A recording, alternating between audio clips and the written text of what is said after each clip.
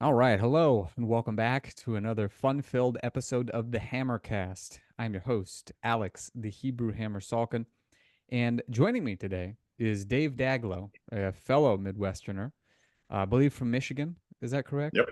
That's right. All right, and we are going to be talking about his very unique and very impactful training system and how he has used it to for himself to go from broken to breakthroughs and then applied that into a system that allows other athletes to do the same.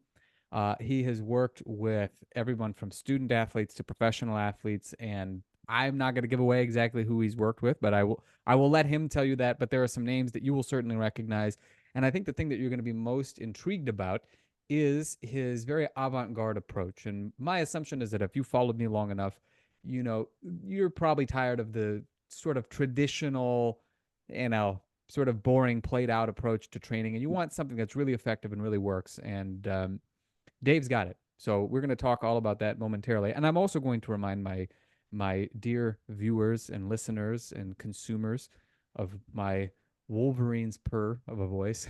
If this is your first time listening, or perhaps 16th, who knows, and you have not yet gotten my free 9-minute kettlebell and bodyweight challenge, uh, you're making a huge mistake. I think by the end of this episode, you're going to be like, all right, I got to get on board with some better training approaches. So let me just briefly tell you about the 9-minute challenge.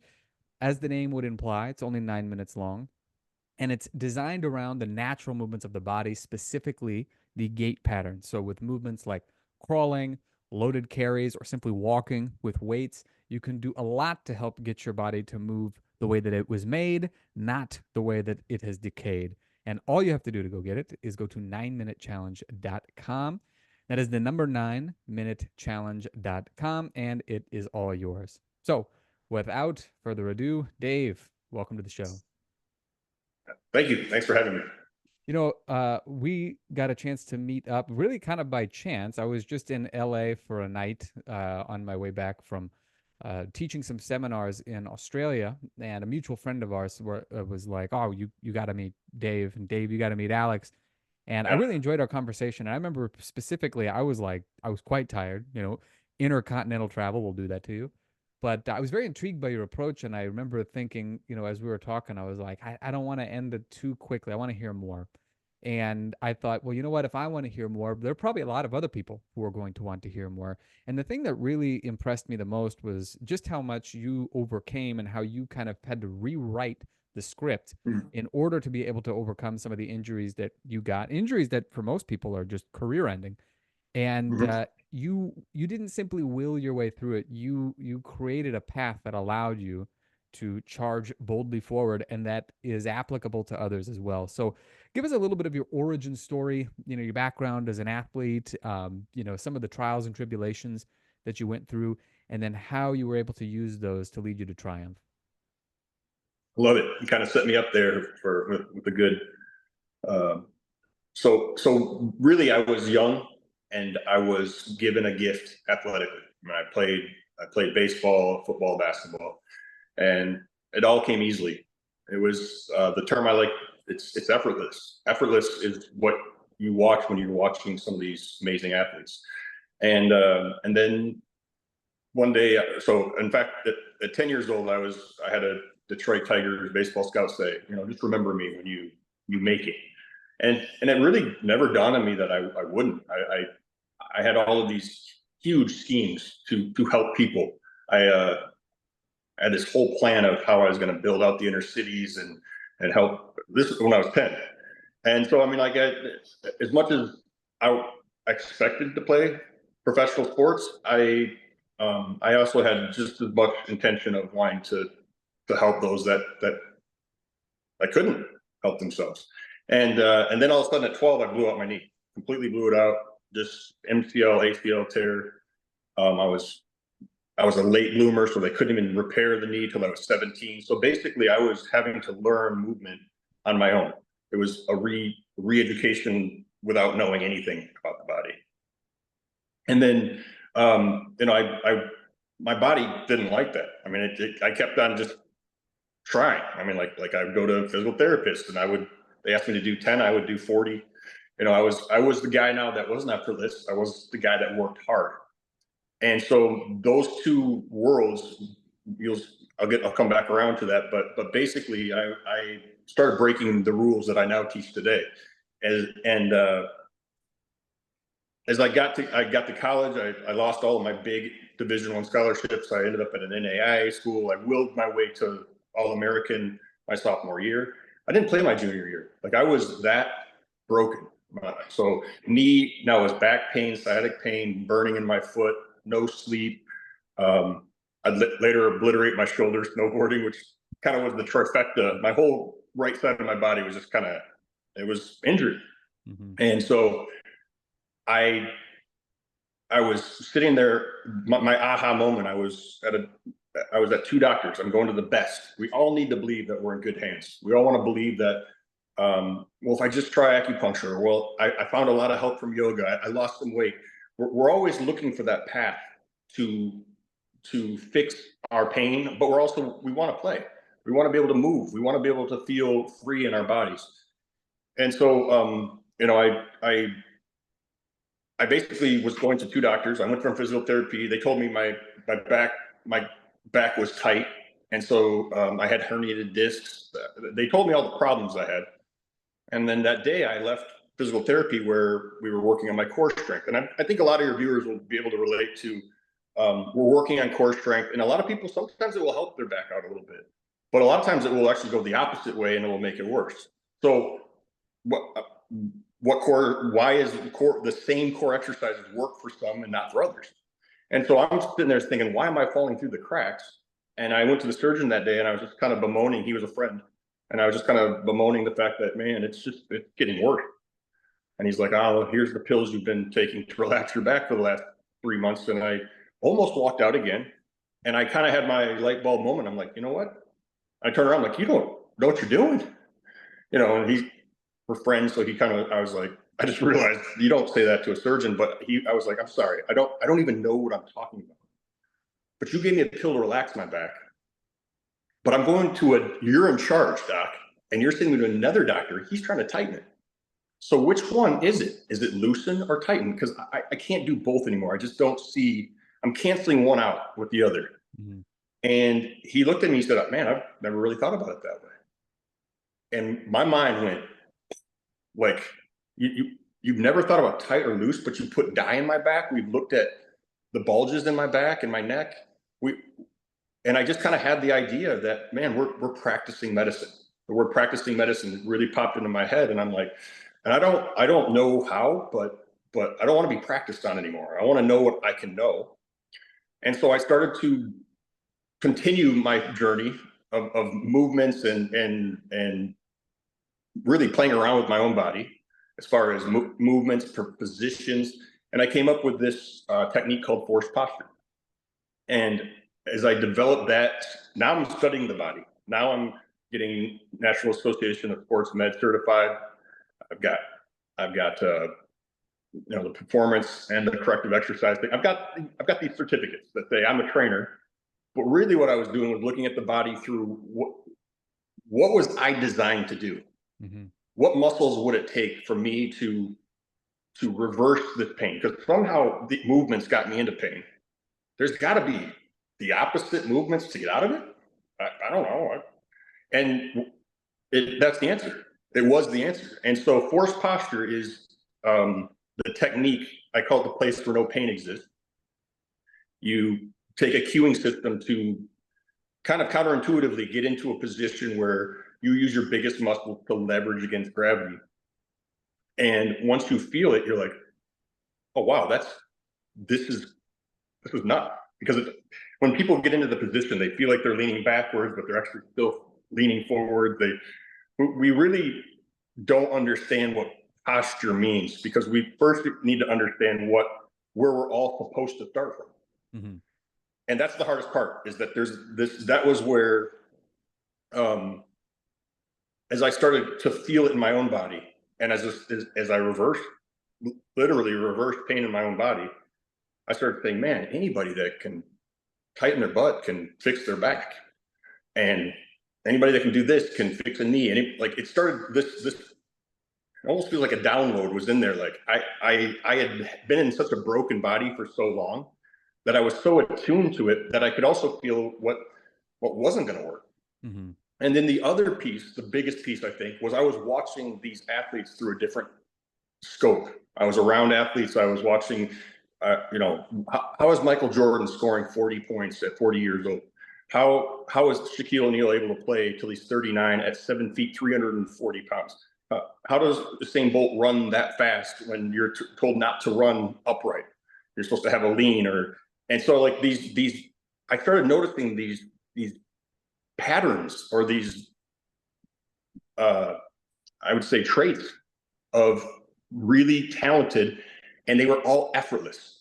Mm-hmm. So everything that these people were doing, they made it look easy too. Not only were they doing something hard, but they were making it look easy, and they were doing it without getting injured a lot.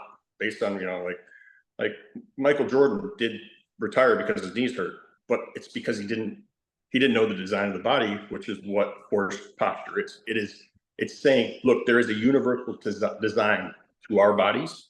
Here's what it feels like. Here's how the movement gods, the people that were able to stay in this line, move the best. Michael Jordan falls into that category.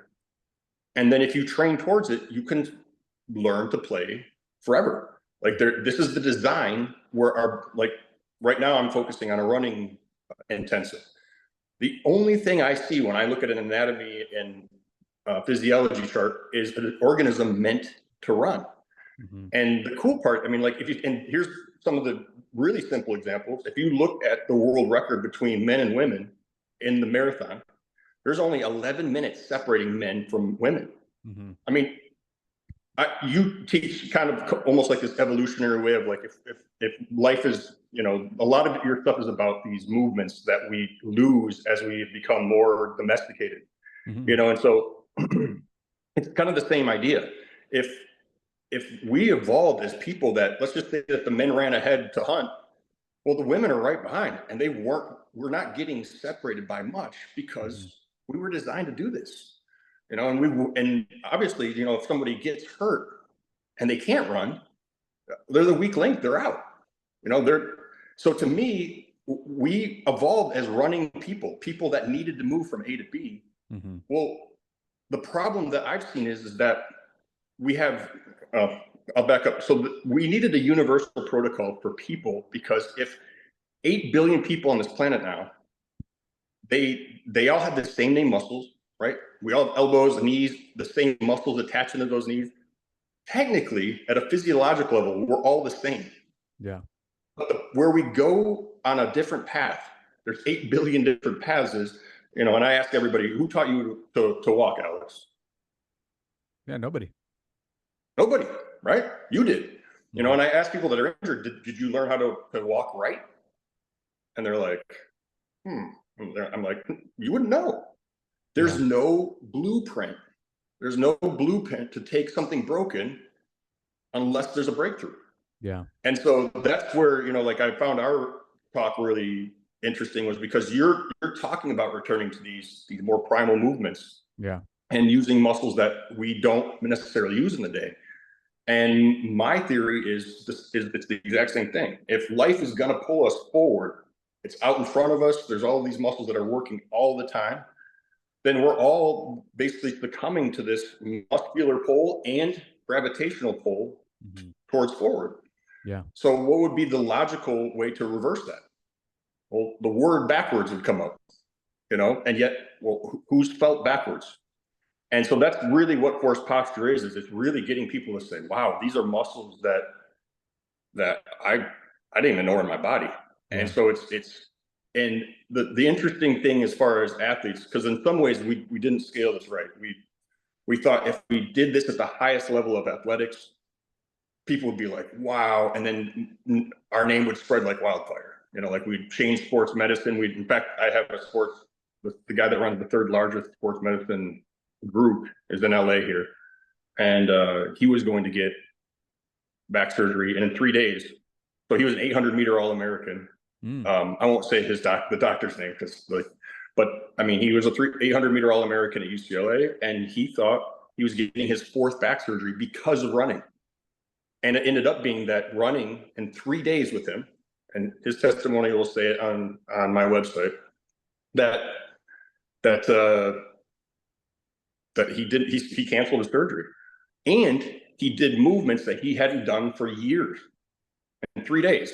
So like, what if there is a design to our bodies that we just didn't know because 8 billion people had different opinions about what their body was going through? Mm-hmm. What if all of our bodies are going through very similar issues, and yet we don't have a universal way to look at it? So we all end up where we end up. And so and people are all searching. We're all searching for the answers. What if the answer was so simple that people wouldn't believe it if they, and so that's been the hardest, the interesting part is that a lot of times athletes are looking for something simple. Yeah. And so like John McEnroe doesn't mind if I use his name, but so I met John McEnroe. We've been working out 2.5 years, and he just looks at it as this is just the opposite, what he calls it. Mm-hmm. And out of that has come just some fun. I mean, it's fun to watch him play. The guy can move.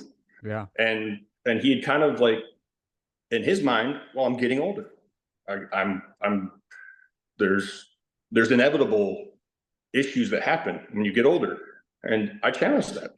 I would challenge that to anybody that says, if you're already active and you're willing to do work anyways on yourself, you want your body to be healthy and you want to move. Well, we have to put aside the fact that I've tried everything. What if we hadn't tried everything? What if, and that's kind of the sale. It's a hard, without giving you the secret sauce of forced posture. It's like, you haven't tried everything. You haven't tried everything. I think the thing is that a lot of people, what they really mean, we're coming up to the Passover season as of the time of this recording. Yep. And everybody knows, let my people go. But that's not the whole sentence. It's let my people go so that they may worship me. So they're leaving off that like last little bit. And when people, it's the very same thing when people say I've tried everything. What they really mean is I've tried everything that I know of. And I think they tend to get they tend to give up on the search. They're like, I don't even know where I would begin to keep looking to find more things to try. It's not that they wouldn't be willing to try anything else. They just don't know where to even look to find something that might help. But that's just it. Like what you're pointing out is that 8 billion people on the face of this planet have essentially the same design. We're running the same mental software as we did, back when people were still hitting rocks together to make fire and what have you. We have the same basic physical makeup, but we have a very different set of surroundings. And I think you pointed out beautifully that no one really taught us how to walk to some degree because it's our birthright.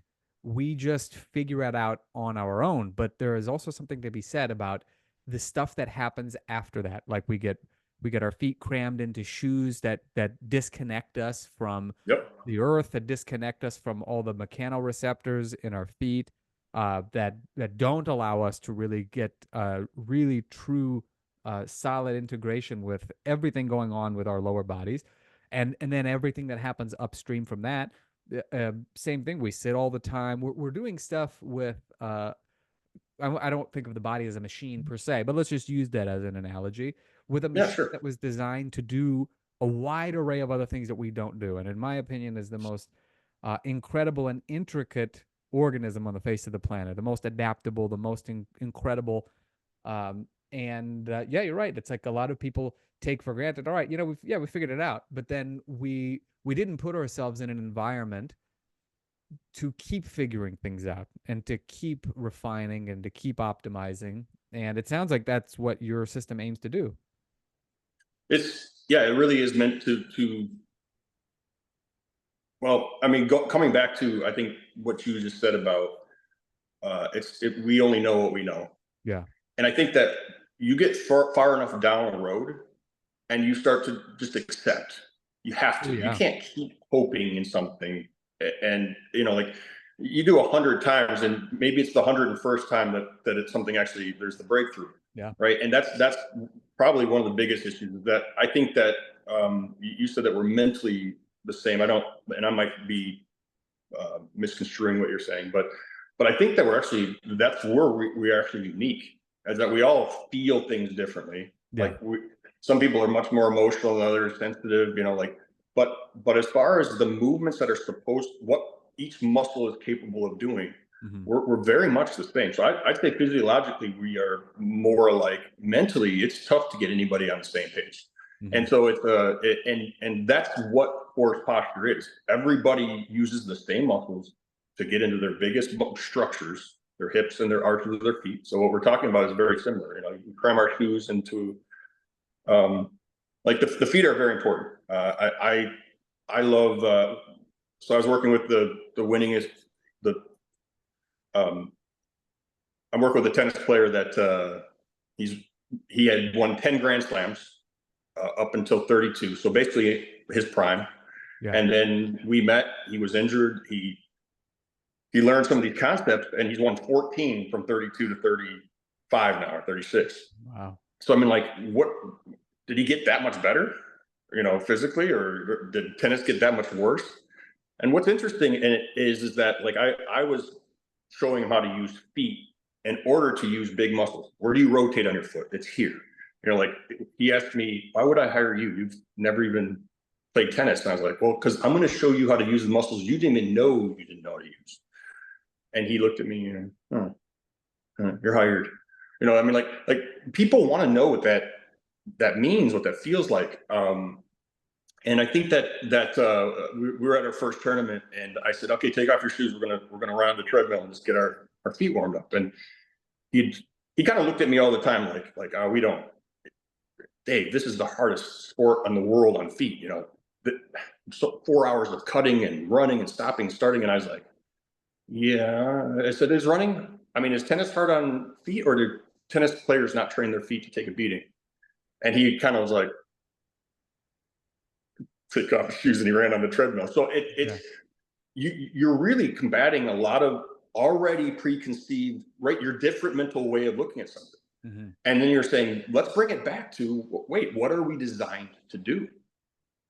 Are we looking at this the right way? Is tennis hard on feet, which is just becoming to the fact that there's something bad that we all have to deal with? Or is there a way to really uh, fix it, help it, optimize it? We'll use the word optimize. That's fine. Like, what if there's just a different way of looking at feet in tennis?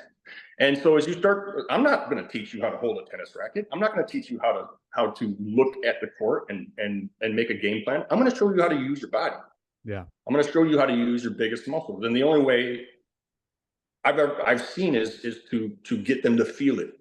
It's can you feel that muscle? Cool. Now can you use it in this movement? And then when they try it, they're like, no, not yet. And athletes usually tend to love that. The beauty of the reason why we're going away from athletes and wanting to get into more of a community of people that want, to play forever is, I picture play forever centers where we teach people the design of their body. Here's how it's designed to work. Did you feel that? Yep, good, perfect. And then really have, because it's not as sexy as, I mean, like a lot of people want to throw around, uh, throw stuff, run, work hard. If you're not sweating, you're not trying. And probably the most interesting one that I think is like the idea of no pain, no gain. Yeah. Like, what is pain? It's the body's way of telling you to stop. Yeah. Like it's a warning.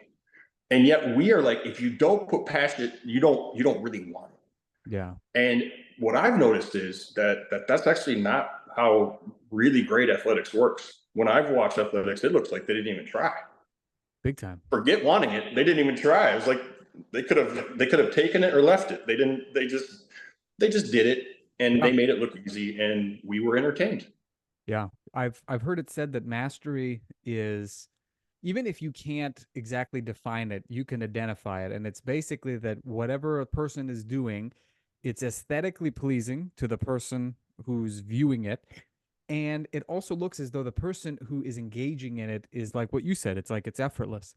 And I want to point out a couple of other things too that I think it is very interesting that you we're having a good meeting of the minds here. So there's a good friend of mine in the kettlebell world, the performing strongman. Like he would go in front of crowds and he would do stuff that would just blow your mind, like bend horseshoes, Oh, tear cool. decks of cards, bend wrenches. His name's Dave Whitley, and he first turned me on to this idea, and it was no pain, no gain is better said like this: no pain, like, do you know pain?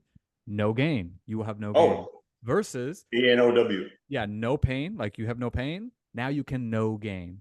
And I think when people start to take the same sounds that represent what we thought meant, like, oh, I got to push until it hurts, to the point where you understand that no, when it doesn't hurt, that's when you can start taking your steps forward.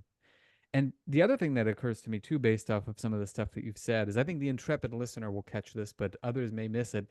Um, it's been said very often that a lot of times the best athletes are sometimes the best at compensating, meaning, like, you're talking about trying to get some of these high level tennis players, just in the example that you've given. I know you've worked with football players and a lot of other people as well, but you're trying to get them to use the muscles that they need to use in order to improve their performance.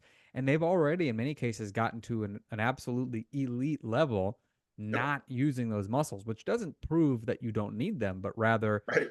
that a lot of times athletes have this iron will where they're just willing to Yeah. put, again, no pain, no gain approach. And then the other thing too that comes to mind, and I thought that's really crazy. You talked about Usain Bolt and Michael Jordan and all these other incredible athletes, and how they all move within what you call the place where no pain exists. And a lot of times people look at Usain Bolt, or they look at Michael Jordan, or they look at all these other incredible athletes, and they say, well, look at what they're doing that's different from these other folks. And it must be that they just kind of figured out their own way that worked best for them. But it sounds like what you're saying is that if you really analyze it and you look at it from a perspective that most of us, that's been underneath our noses all this time, what most people are missing is that they're actually doing things the way that they were supposed to do. And it They looks, accidentally, so they ended up being the people that learned to walk a certain way, right? They yeah. stood up, they figured out, they figured out how to get into their biggest muscles Hmm. by doing whatever it is that they did. The way they learned to run fastest. And so for me, what if there is an actual formula to use the muscles that a Usain Bolt or a Michael Jordan? That's the secret. To me, that's what I'm teaching people, Yeah. is that there's movements that are so simple to feel, but how did I learn them? Oh, I'm no move. I call them the movement gods. The movement gods taught me. I watched the exceptions, not the rules. If I Right. kept going through the studies are gonna what's that gonna show me? Hmm. In fact, the doctor, when we met, he was telling me that no running. He had a client. The doctor I met, he had a client that was in a wheelchair for 7 months, and the kid was playing basketball in a week with me, and he just couldn't believe it. And so he came in, and the longest story short was he argued with me about running can't be the answer. He asked me, "What did you do to teach them to walk or something?" And I said, "Well, teach people to run before they walk because it's an easier human concept. Hmm. Walking is actually harder on the body than running." And he looked at me, and that's when he said, "I was an 800-meter All-American.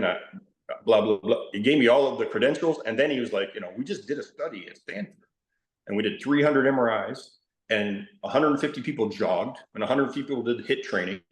At the end of 3 days, we MRI'd everybody, and everybody showed wear and tear on their knees." I said, "No, that's really interesting. So is running hard in the body, or did 300 people not know how to do it without hurting themselves?"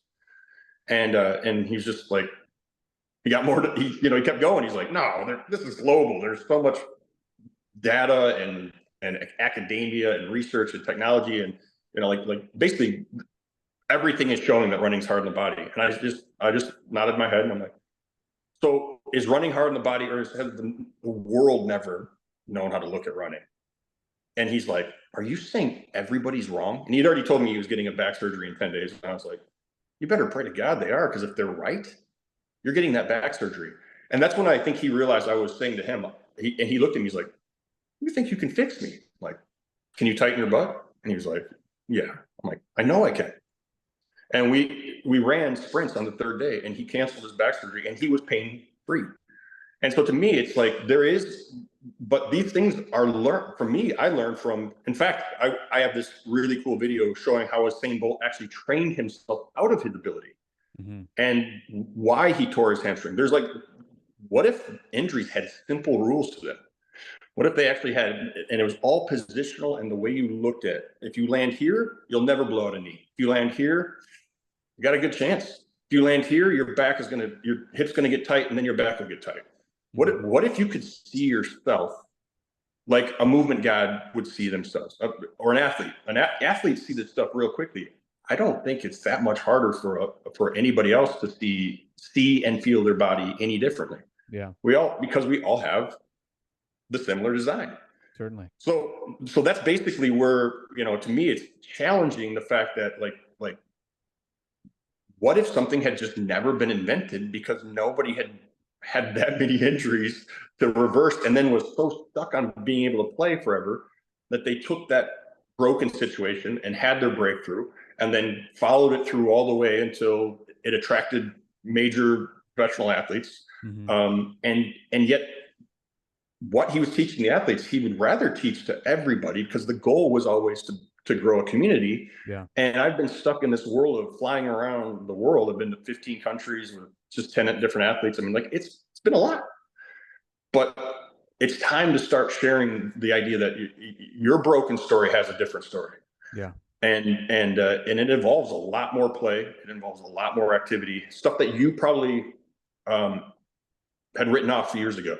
And I think that's where I'm super excited to see where things can go as I start to build my own platform and meet people like yourself that are wanting to help people enjoy their life, because we're meant to move, and because it's a shared story.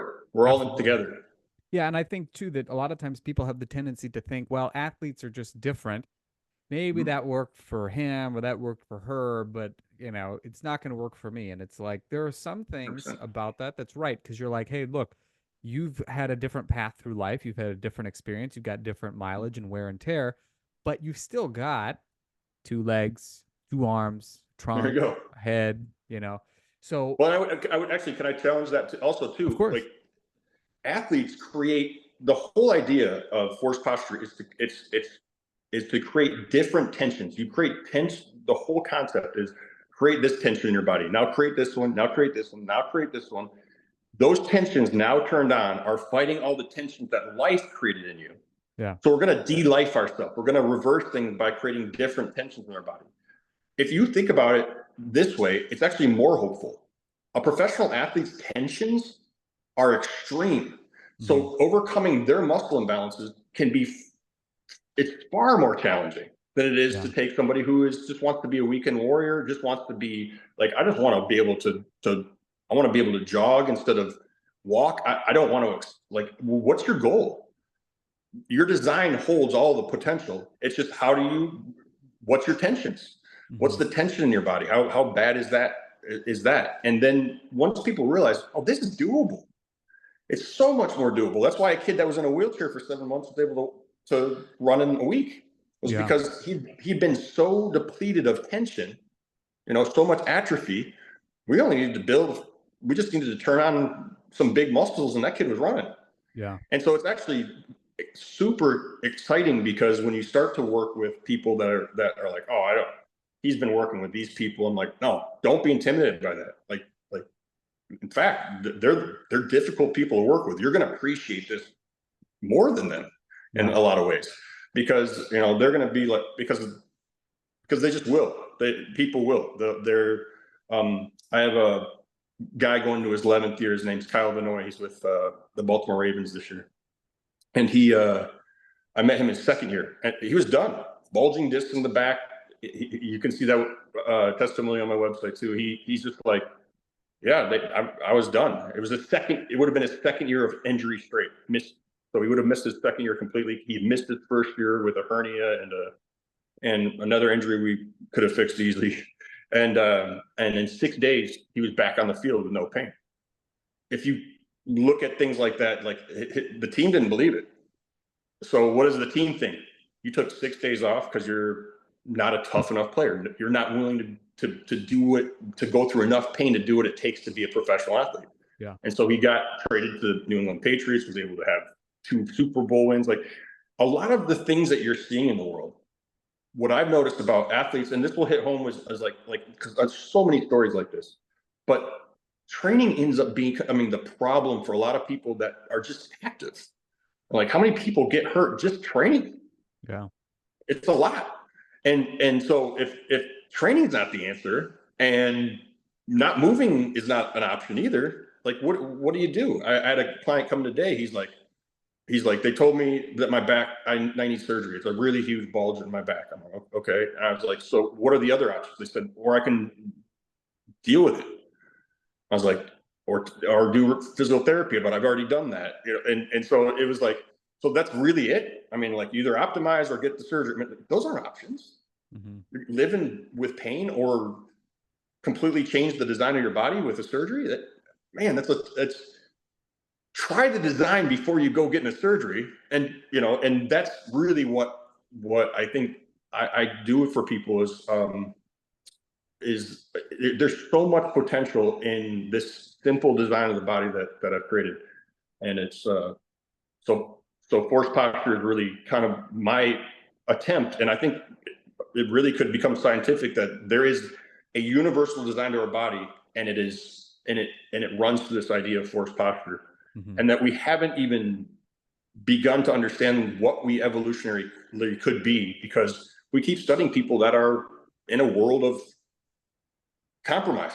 Yeah. We're always in compromised positions, sitting forward, looking down, like these curled up motions. Like when we break those lines, gravity hits us differently Yeah. than it does if we're an upright runner. The other story that I like to tell about, like, so people would ask me, like, why did Tom Brady play so long? You know, like 46 years old, he played into the NFL. I was just like, well, he's not strong enough to hurt himself, not enough tension. And if you look at his body, he's not ripped. He's kind of got the dad bod going on, you know, like he's not, he doesn't look athletic Hmm. and couldn't move that athletic, which means there wasn't a lot of force or a lot of tensions playing into his overall well-being. So that ends up becoming like a real, like I think it's really compelling to say, what if I'm just not strong enough to hurt myself? Apparently I was strong enough at 12 to hurt myself, Yeah. like badly. And and the other story is my business partner was sitting with Kobe Bryant about 3 weeks before his crash, and these are just common sense things. Like so, he said to Kobe, he's like, you used to ice your knee religiously, and you know why? And Kobe said, well, you know, it's body's way of I mean, it's to keep the swelling down. And so, and he said, well, so swelling's bad. And Kobe thought, and he's like, huh, I guess it's your body's way of trying to heal. Cool, healing. Do you need less blood or more blood? More blood. What does ice do? Less blood. You know, like he's like, okay, you're done with the game. Do your muscles need to relax or they need to tighten up? He's like, they got to relax. He's like, what does ice do? Jump in a cold tub or a hot tub. Which one? What is your body? You know, which one? He's like, it makes my muscles tense. He's Yeah. like, huh. So and you know, John just kind of played it. My business partner played it. He's like, huh, that's interesting. And my question to him was, how many people do you know that never stepped foot in the gym and had longer careers than you? Not more prestigious, longer. And those questions, he's like, man, my mind is blown. Like he just was like, we'll talk. We're gonna talk.